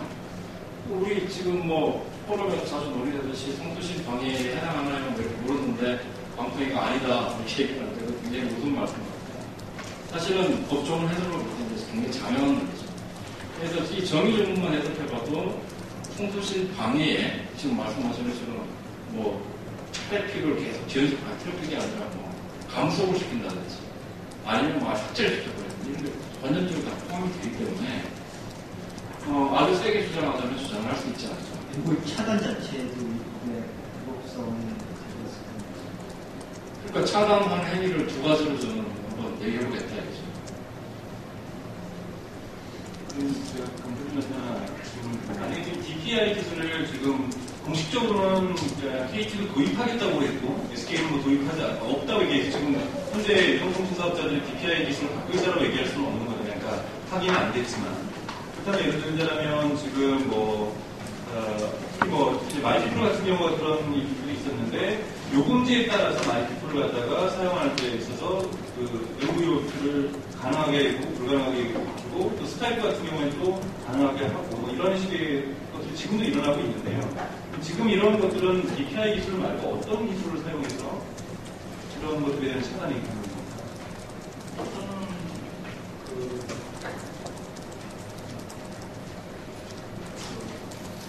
망사업자의 망을 실제로 운영하고 있는 엔지니어 반 입장에서 이 부분을 제가 쉽게 추론해서 마치 그렇듯이 이해하기는 좀 어려운 부분인 것 같습니다. 그러나 실제로 현상적으로 특정 서비스가 지연되거나 자꾸 패킷이 드랍이 되어져서 통신 품질이 좀 떨어지거나 그래서 IP를 바꾸면 조금 빨라졌다가 다시 또 일정 시간이 지나면 공급비도 좀 이렇게 품질이 떨어지거나 잘 안 되거나 그럼 어느 정도 쓰다가 통화를 좀 쓰다가 좀 어느 시점이 지나면 떨어지거나 이런 것들을 통해가지고 어떻게 하고 있을까라는 것에 대해서 조심스럽게 그러지 않겠는가라고 하는 정도 수용해서 제가 말씀을 드린다면 기본적으로 그 네트워크 관리자들은 굳이 우리가 DPI라고 하는 것들을 사용하지 않아도 라우터에서 기본적으로 제공해주는 여러 소프트웨어들을 이용하게 되면은 플레인 텍스트인 경우에, 평문인 경우에 패킷에 있는 내용들을 보는 것은 기술적으로 굉장히 어려운 문제는 아닙니다. 다만 굉장히 많은 패킷이 흘러가고 있는데 그 패킷들을 식별해서 정말 꼬집어낸다거나 하기 위해서는 모든 것을 전수조사를 할 수가 없으니까 패킷들에서 특정 서비스를 쓰고 있는 패킷의 특징들을 구축하게 되겠죠. 그리고 이제 그 패킷의 그 패턴들이 이 서비스다라고 하는 어느 정도의 판단이 섰을 때에는 그 패킷에 대한 패턴에 대해서는 저장을 해서 그 패턴과 매치되는 경우에 이제 속도를 낮추게 한다거나 지연시키거나 차단시키거나 등등의 어떤 강약 조절을 세팅을 할 수가 있는데 그러한 부분이 그 세팅의 부분에 있어서는 엔지니어가 많이 투입되고 공수가 많이 들어가는 그런 비용은 아닌 것 같습니다. 제 소견에는요. 오히려 전수조사를 하기 전에 지나가는 그 많은 데이터를 보기 위해서 데이터를 실시간으로 계속 보기가 어려우니까 그거를 저장하는 DB를 좀 구축하는 저희가 동영상 서비스를 하게 되면 DB를 구축하는 동영상이 있지 않습니까? 이러한 것들에 대한 장비, 그러한 것들에 대한 비용들이 생각보다 굉장히 많이 들어가고 그러한 것들을 많이 함으로 해서 DPI뿐만 아니라 이제 요금 같은 거를 앞으로 차별적으로 하게 된다면 요금 차별들을 하기 위해서도 뭐 그러한 장비들을 충분히 기업의 공용으로 얼마든지 전원에 쓸 수가 있는 그런 개연성이 있기 때문에 가능한 부분들이 상당히 많은데 이 부분은 사실 제가 가장 염려되는 부분들이라고 하는 것들이 아까도 말씀드렸다시피 공개를 하지 않고 가서 볼 수가 없고 근데 의외로 시스코라든지 이런 네트워크 장비 중에 라우터의 기능은 굉장히 바쁩니다. 우리가 간단하게 IP를 이렇게 배분해주고 라우터 테이블을 받았고 근처에 바쁘지 않은데 보내주고 하는 정도가 아니라 로드 밸런스도 굉장히 바쁘고 정말 트래픽이 많이 높아지면서 라우터가 굉장히 많은 부하가 많이 걸리는 건 사실인데요. 그만큼 라우터가 또 굉장히 많은 그런 소프트웨어적으로 이 패킷에 대해서 굉장히 세분화시키는 기술도 굉장히 많이 나와 있고 그것을 좀 더 지능화시키는 DPI 장비 같은 것들이 구축되어졌을 때 얼마든지 좀 더 다른 목적으로 사용하고자 했을 때는 사용할 수가 있는데 다른 목적으로 사용하지 않을 수 있도록 하는 견제라든지 그러한 것들이 전혀 준비되어 있지 않고 또 그러한 것들이 논의가 되어져 있지 않은 부분이에요. 그런 것들이 저는 좀 개인적으로 염려되는 부분이고요. 동시에 저는 이제 프라이버시 쪽에 대해서 다들 개인적으로 여러 가지를 좀 많이 논의하고 있지만 이 네트워크 시대에 프라이버시는 정말 우리가 양립할 수 있는 권리인가 이런 생각을 좀 많이 해요.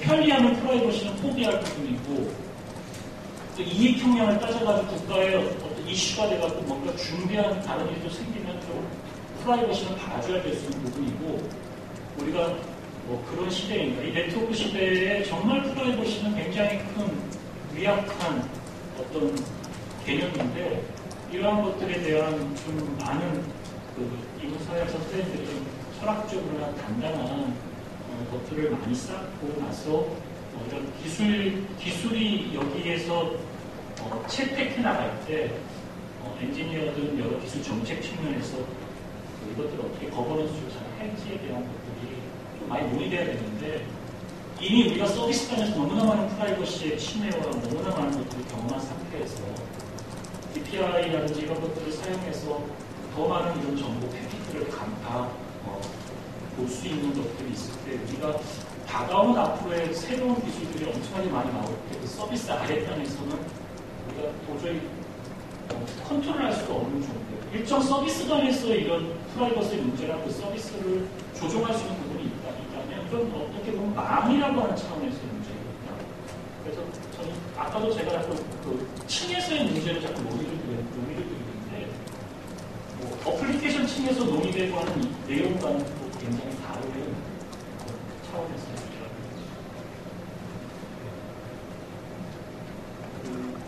아까 말씀드렸듯이 이 통신사들이 자꾸 말을 바꾼다거나 아니면 변명을 한다거나 아예 응답을 안 하는 경우가 많기 때문에 정확한 정보를 알 수 없는데 제가 그 기사를 한 가지 읽어드리겠습니다. 이 기사로 정확히 맞는지 아닌지는 사실 기자에게 물어봐야 되겠지만 머니투데이에서 6월 21일자 기사의 내용을 보면 SK텔레콤 SK텔레콤과 KT는 3G와 LTE 등 이동통신망에 DPI 시스템을 도입해 운영 중이며 LG 플러스의 경우 LTE망에 이어 3G망에도 하단 기준 DPI를 적용할 계획이다. 특히 국내 유선 인터넷 1위 사업자인 KT의 경우 이동통신망에 이어 하반기 800억 원대의 예산을 투입해 자사의 초고속 인터넷망, 무선망이 아니라 초고속 인터넷망 전반에 DPI 시스템을 적용할 계획이다. 이런 문구도 있고, 또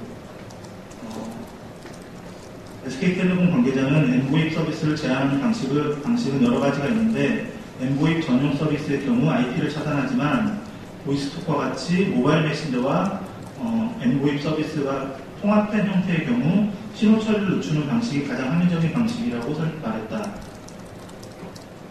이런 기사가 있거든요. 그러니까 통신사들이 어떨 때는 우리는 DPI 장비가 없다라고 얘기하고 어떨 때는 이런 기자가 물어보면 또 관계자가 있다고 얘기를 했는데 저는 이건 아까 강정호 교수님께서 말씀하신 것처럼 지금의 라우터 장비나 이런 각종 통신 장비들이 굉장히 성능이 좋기 때문에 그걸 좀 어렵게 약간 수동으로 또 그러니까 사람들이 수동으로 한다든지 아니면 비실시간으로 뭔가 데이터를 만들어서 그거를 이렇게 패턴을 보면서 남는다거나 그런 것들은 존재한다고 생각을 하고요. 그게 이제 과연 DPI 시스템으로 통합 솔루션으로 불릴 수 있는지 없는지에 대한 논의보다는 통신사들이 이것들을 이미 어떤 수단을 써서라도 꼭 DPI라는 솔루션을 도입하든지 안 하든지 간에 각종 수단을 동원해서 이러한 행위를 하고 있고 행위를 계속 시도하고 있다는 점이 중요하다고 생각합니다.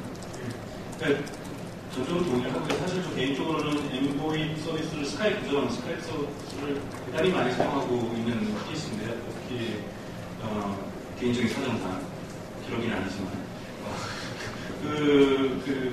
그렇게 하면서 저는 꽤 놀랐던 것은 스카이프 같은 경우에는 전혀 그런 차단이 없었는데 물론 무제한이라는 것을 제가 먼저 선택했었지만 이것이 저는 반론이 될 수 있다는 거죠. 즉 기술적으로 볼 때 우리는 DPI를 쓰지 않고서도 지금까지 특히 마이크폰 같은 경우는 멋지게 차단해 왔는데 우리가 이런 거 정도도 기술력을 못 갖고 있는 것도 아니고 충분히 DPI 말고로도 우리는 서비스 차단을 할 수 있다.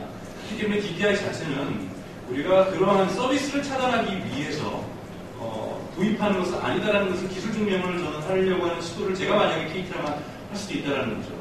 그러니까 너무 모든 그 서비스에 대한 버티컬 서비스에 대한 그 통신사들의 차단이 저는 DPI 기술로만 이루어지고 있지는 않다고 생각이 들고 현재 있는 다양한 기술과 그런 방법들 속에서도 제한적이지만 충분히 그 버티컬 서비스에 대한 차단으로 좀 이루어지고 있다고 생각이 들고요. 그렇기 때문에 그 DPI 자체의 그 포커스 자체가 명확하게 그들은 사회적 공익을 들고 나올 거라는 거예요. 즉 망부화를 극복할 수 있고 망의 안정성을 극복할 수 있는 사회와 이것의 경제적 효용 가치가 얼마나 큰지에 대해서 명확하게 규정이 나올 것이고 이러한 것이 자신들은 또 한쪽으로는 프라이버시에 대한 침해를 근본적으로 차단하기 위해서 다양한 또 DPI 내에 제가 알기로는 모듈 장치들을 설정을 해서 이거를 검증받는 절차가 어느 정도 완료가 되면은 공개도 하겠고 공개와서 검증도 하겠고 그러니까 저는 DPI 자체가 갖고 있는 구조적인 어떠한 그러한 프라이버시의 침해성들은 인정하지만 이것이 본원적으로 그 기술 자체가 탄생부터 그리고 유지 관리될 때까지 무조건 이거는 프라이버시 침해라고 규정하는 것보다는 지금 이 운영 주체가 보여주고 있는 이 불투명성 그리고 도저히 신뢰할 수 없는 이런 태도들 이런 부분들을 문제 삼고 여기에 대한 정확한 조사와 그리고 이것에 대한 정보에 대한 공개 그리고 이것의 상시적인 조사와 공개에 대한 어떠한 접근성들이 좀 필요하지 않는가라고 하는 것이 저의 개인적인 생각입니다. 다른 의견 있으실까요? 네, 아니 한 말씀 더 보시면 그 절차적인 부분에 있어서 정당성이나 민주성이나 투명성이나 확보하는 것도 중요한데 저는 궁극적으로는 이용자, 소비자 다 좋고요. 그 어디까지 이 DPI 사용을 허용할 것인지를 우리가 만들면 된다고 생각하거든요. 그러니까 저는 DPI라는 기술이 절대적으로 사용하면 안 된다 그런 것도 없다고 생각을 해요. 기술이라는 건 어차피 사회적으로 구성이 되기 마련이기 때문에 우리가 어디까지 합의를 할 수 있는 수준인지를 우리가 상식적으로 생각을 하고 거기에 맞게 기술을 설계하면 된다고 생각을 합니다. 제가 이제 자주 생각나는 사례가 이제 2004년에 있었던 수능 문자메시지 압수수색 사건인데요. 그때 이제 수능 때 그 왜 간 크게도 그 휴대전화로 문자 주고받으면서 컨닝하던 이 학생들하고 브로커가 대대적으로 구속이 됐죠. 그때 전 통신사에 그날 당일 수능 시간 동안에 그 오고 간 문자 메시지를 전부 경찰이 일제히 압수수색을 했습니다. 그게 2억 건이었고요. 그 2억 건 중에 숫자만 가려는 게 24만 건이었어요. 그리고 그 숫자들 중에 수능 답이 분명해 보이는 거 다시 추리니까 550건이었거든요. 그런 식으로 수사하니까 한 일주일이니까 일당이 모두 다 잡혔죠.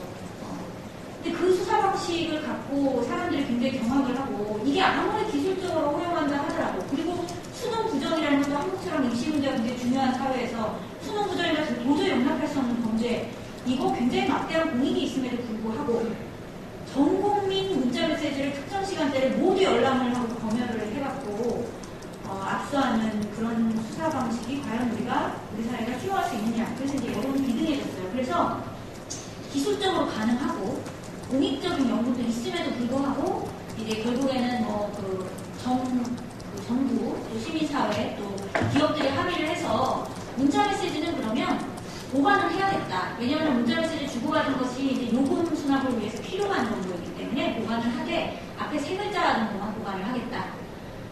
그리고 그 세 글자를 보관하는 기간은 글쎄요, 통신사마다 조금씩 차이가 있는 것 같습니다. 석 달 내로 하겠다. 이런 식의 합의가 만들어지거든요. 그러니까 저는 DPI 문제도 그렇게 합의를 하면 된다고 생각해요. 우리가 대안이나 대체 기술을 나오게 하기 위해서라도 우리가 원칙을 분명하게 세울 필요가 있어요. 이거는 안 된다. 여기까지는 우리가 용납 못하겠다. 다른 방법을 찾아라. 라는 다른 방법도 우리가 이제 그런 원칙을 좀 분명하게 수립하는 데서 나올 수 있지 않을까 싶습니다.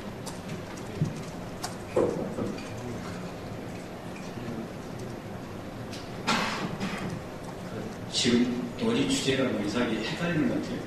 DPI 자체의 그 프라이버시 침해와 그 문제에 대해서는 좀 정의로운 생각이 좀 그러니까 문제는 DPI 발굴하는 모든 기술 자체를 다 그 목적이나 이제 방법, 제체를 통해서 통일해야 하는 것이고. 근데 이제 아까 전에 이제 말씀하신 그 DPI를 이용해가지고 MV를 이제 차단하는 자체가 프라이버시 침해냐, 그러니까 프라이버시 관련 규정을 통해가지고 MV 차단을 취업을 할 수 있느냐, 이 부분은 이제 또 다른 문제인 것 같습니다. 아까 말씀드렸던 것처럼 이제 그러면은 이제 DPI가 어떻게 이제 만약 통비법으로 해야 된다면 DPI가 감청 장치에 해당이 돼야 되는데 그 통비법 개정상 여러 가지 외의 사유가 있는데 이거 뭐 자기들은 이 DPI를 다른 감청 법으로 쓰지 않고 오로지 이렇게 그런 어떤 MVI 차단을 목적으로 쓴다 했을 경우에는 이거 통비법상 대응에 있는 감청 장치에 빠져나갈 가능성이 또 망법을 적용하려고 하면 정당한 권한이나 그것이 없이 있어야 되는데 정보통신 서비스 제공자하고는 그거에 정당한 권한이 있다. 이러이러한 어떤 불법적인 제휴의 어떤 부당한 이용을 통제하기 위한 정당한 권한이 있다. 이렇게 가버리면 사실상 그 자체가 시비거리가 다르기 때문에 통비법이나 망법은 적용하고 그래줄 것 같고 결국은 그럼 정당하냐 마느냐 또다시 앞으로 와가지고 그러니까 다시 돌아가서 아까 말씀드렸던 전기통신사법 50조를 같이 가지고 있지 않겠느냐. 그러니까 전기통신사법 50조에 보면은 그 여러 가지 차별적인 어떤 그 조건이랄까 불공정한 그 제한을 금지하고 있기 때문에 결국은 그러면 MV를 차단하는 것이 결국은 이용자 이익을 반하고 차별적인 이용자 이익을 반하는 차별적인 조건이나 불공정한 제한이라고 봐야 되느냐. 결국은 이쪽으로 돌아오는 것 같아요. 그래서 일반적인 그래서 제 생각에 결론적으로 저는 프라이버시 규정으로는 처벌하기 어렵고 결국은 전기통신사법 50조로 와야 할 것이다. 이 부분이고. 그런데 이제 헤비 유저들에 대해서만 MV를 차단한다. 이 부분에 대해서는 경우에 따라서는 이제 그런 어떤 프라이버시 문제도 나올 수가 있을 수 있겠지만 이것도 제 생각에는 실무적으로는 검찰이나 그런 의원 쪽에서 과연 프라이버시 규정을 적용할 것인가. 그런 것보다는 다른 쪽 규정을 적용할 가능성이 높지 않나 이런 생각을 합니다. 오늘 아무래도 주제가 이제 프라이버시 침해로 맞춰져 있지만 그것을 하기 위한 DPI라는 특히 이제 트래픽 관리의 가장 대표적인 수단인 DPI 문제에 맞춰있다 보니까 기술적인 문제와 법률적인 문제들이 좀 섞여 있다고 생각이 드는데요. 지금 2시간이 넘게 저희가 쉬지 않고 계속하고 있는데 혹시 그래도 지금 했다는 건 모르니까 뽕을 뽑아야 되는 겁니다. 예. 질문은 아니고요. 예. 저희가 자료 보면은 40페이지 보면 그 방통위가 원래 트래픽 관리안이라는 걸 만들려고 하고 있습니다. 하고 있어서 그에 대해서 쟁점에서 나와 있듯이 선생님께서 이런 경우는 그 사업자가 마음대로 차단했을까 제안했을 때 이거에 대해서 좀 입장을 좀 듣고 싶다는 생각이 있습니다. 이 컴퓨터 트래픽 관리 그에 대한 여기서 의견 계신 분 있으시면 의견을 주시죠. 정의활동하는 컴퓨터 트래픽 관리한 것에 대해서는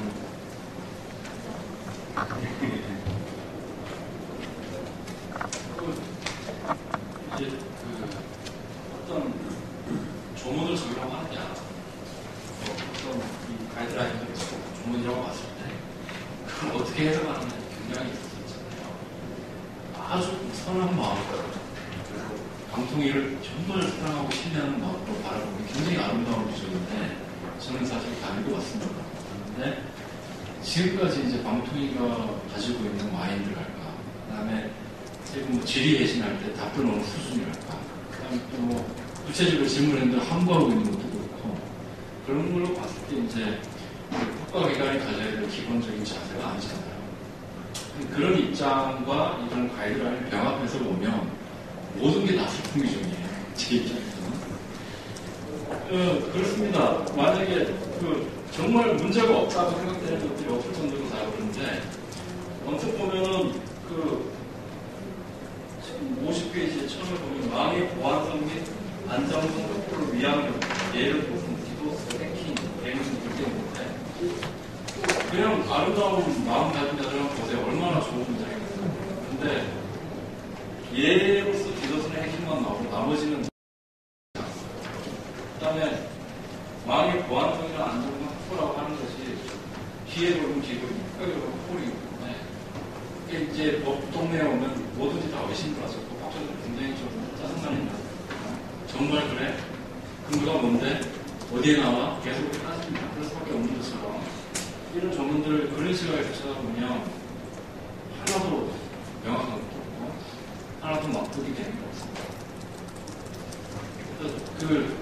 그런 것도 있죠. 합리적인 차별 이런 얘기는 도대체 어디까지가 합리인지 누가 결정합니까? 판사가 결정합니다. 이런 게 이제 쪽 입장이고 제가 바라보는 시각에서는 그냥 일반적인 법학자의 시각에서 봐도 대부분 다 불명확해 있는 거고 그 다음에 지금 가장 쉬운 예는 코골이 귀걸이로 연모할 수 있는 그런 정도의 많다. 이런 비판을 할 수 있을 것 같습니다. 답변이 충분히 됐을 거라고 생각합니다. 워낙 신뢰할 수 없는 모습들을 최근에 회의록도 없다 이런 식의 답변들을 오고 있는데 신뢰할 수 없게 지금 운영되고 있기 때문에 법안 자체의 문제점도 있지만 운영 주체의 지금 방통위 자체가 행정 망관리와 관련된 전혀 조금의 어떤 신뢰를 할 수 있는 근거 자체를 마련하고 있지 못하고 있는 것이 가장 큰 문제라고 생각합니다. 또 다른 의견이나 질문들 있으시면 좀 마지막으로 한 2분 정도만 받고 오늘 마감을 하는데요. 예. 좀 중복되지 않을까 좀 했는데 아까 그 논의 과정에서 약간 혼선이 있고 사실 확인이 좀 불명확한 것 같아서 한 가지만 이야기하면 지금 DPI 기술은 이동통신사들이 DPI 기술은 적어도 2개 사업자는 사용하고 있다는 걸 인정했고요. 그리고 그 DPI 기술은 특히 이동통신에서 인터넷 전화 서비스를 제한적으로 통제하는데 사용하고 있다는 걸 확인했습니다. 그건 또 객관적으로 확인된 사실이에요. 그러니까 지금 이동통신사들이 DPI 기술을 안 쓰고 있다고 얘기할 수는 없고 쓰고 있고 어떤 목적을 위해서 쓰고 있다는 것도 확인이 됐고 그거 이상으로 어떻게 쓰고 있느냐 그건 문제다. 그 이상으로 어떻게 쓰고 있는지는 저희가 이제 알 수가 없는데, 저는 이제 두 가지 코멘트 하고 싶은데, 하나는 이제 오늘 주제는 이제 프라이버시 문제인데, 사실은 프라이버시 문제와 관련해서 문제가 되는 거는 결국은 뭐 패킷의 내용을 들여다본다는 부분이잖아요, 결국은. 그러니까 고객의 개인 정보는 지금 통신사가 이미 갖고 있고, 통신사업자가 고객의 개인 정보를 꼭 갖고 있어야 되는 건 아니지만 우리나라 95% 이상을 갖고 있는 거죠. 그것도 아주 주민번호 단위로 갖고 있는 거죠. 일반적으로 다른 나라는 그렇지 않지만 우리나라는 하여간 저간의 사정으로 인해서 특정 사용자의 개인정보를 갖고 있고, 문제는 그 특정 개인별로 특정 형태의 서비스나 특정 형태의 콘텐츠를 컨트롤할 수 있게 됐다. 그게 DPI 기술을 가지고 그렇게 할 수 있게 됐다. 그러니까 특정 개개인별로 서비스나 콘텐츠를 컨트롤할 수 있게 됐다고 하는 것이 이제 프라이버시 차원에서 이거를 도대체 어디까지 인정할 수 있는 문제가 이제 생긴 거고요. 그러니까 사실 이 문제를 좀 완화시키려면 한쪽에서 고객의 개인정보를 명확하게 안 갖고 있는지, 예를 들면 선불료 문제 같은 경우에는 그 고객이 누군지 알 수 없죠. 근데 이제 우리는 95% 이상은 선불료 문제니까, 그리고 거기에 특히 자기 신원정보가 주민번호 단위로 다 부재되어 있으니까 그 특정 개인하고 특정 서비스나 콘텐츠가 일치된다고 하는 점에서 이제 우리 프라이버시 문제가 좀 심각해지는 측면이 하나 있고요. 두 번째, 이제 트래픽 관리라고 하는 목적으로 DPI를 쓴다 그러면 그건 뉴트럴하게 쓰면 되는 거거든요. 뉴트럴하게 예를 들면 어떤 유형의 콘텐츠는 트래픽이 혼잡 상황에 갔을 때 어떤 유형의 트래픽부터 컨트롤한다. 그게 특정 누구의, 특정 어떤 업체의 어떤 서비스나 콘텐츠가 아니고 중립적으로 혼잡이 발생할 경우 어떤 유형의 서비스를 우선순위에서 어떤 유형의 서비스를 우선적으로 체크하고 한다. 그러면 그건 이제 만중립 서비스죠. 그러니까 지금 DPI는 한편으로는 프라이버시 차원에서, 한편으로는 만중립성 차원에서 특정 콘텐츠나 특정 서비스를 차별할 수 있는, 사업자들이 차별할 수 있는 근거나 계기가 된다고 하는 점에서 만중립성 차원에서 DPI 기술이 문제되는 지점이 있다. 그 점 좀 말씀해 주시겠습니다. 예, 잘 정리해 주셨습니다. 다른 좀 의견이나 마지막 한 분만 딱 더 의견을 받고 오늘 좀 하는데요. 제가 마지막이면 안 될 것 같고요. 모르시는 분들이 계실 것 같아서 기다가 단어를 하나 알려드리면, 오늘 참여연대가 소송을 해서 통신원가를 공개하라고 하는 게 승소를 했거든요. 그래서 통신원가를 공개하는 과정에서 다른 좀 구체적인 그런 낭중립성이라든지 그런 이슈와 관련된 사항들도 공개가 될 수 있으면 좋겠다는 바람도 있고, 또 이거와 유사하게 혹시 거기에서 밝혀지지 않더라도 또 그런 현재까지 운영 방식이라든지 그런 것들도 역시 정보공개 청구를 할 수 있지 않을까라는 기대도 해봅니다. 제가 이제 조심스럽게 생각해 보았을 때 디바이스에 대한 맥 어드레스를 보통 가지고 있으면 그 프레임에서 이제 무선으로 보게 되면 무선에서 기식하거나 와이파이가 없죠. 그러면 이제 저희가 돈을 내야 되니까 유선망을 넘어가면서 TCP/IP 같은 경우는 그 프레임이 이제 껍질을 벗긴다고 보시면 돼요. 프레임을 벗기면 그 안에 이제 TCP/IP에서의 그 헤더가 있고 이제 그 내용이 플레인 텍스트가 있겠죠. 그러나 이제 고객 정보라고 하는 것을 가지고 있다가 그걸 매칭시켜가지고 특정한 서비스나 특정한 개인을 식별한다고 하는 식으로 DPI를 구축을 쓰고 있다고 하는 공식적으로 그들이 밝히거나 아마 그런 것은 없을 거라고 저는 생각이 들어요. 통상적으로 그렇게까지 하고 있다는 이야기 잘 안 하게 되죠. 다만 우리는 식별할 수 없는 많은 패킷이 지나가는데 트랙이 굉장히 많구나. 뭔가 유해한 것 같으면 이제 그때 패턴만 보기 때문에 패턴 자체는 무엇을 인식할 수 있는 것이다. 라고 하는 주장을 하십니다. 그러나 DPI가 가지고 있는 기존의 그런 내용들을 보았을 때 합리적으로 굉장히 DPI가 오용되어질 수 있는 가능성이 너무나 크다는 사실이고, 더 나아가서 이게 이제 그 위에 단으로 올라가면 또 더 많은 정보들을 볼 수 있는 거예요. 그 뒤에 단 보지 못하도록 하기 위해서 그 위층에서 SSL이나 등등을 이용해가지고 암호화를 시키는 거죠. 그러나 우리가 통상적으로 하는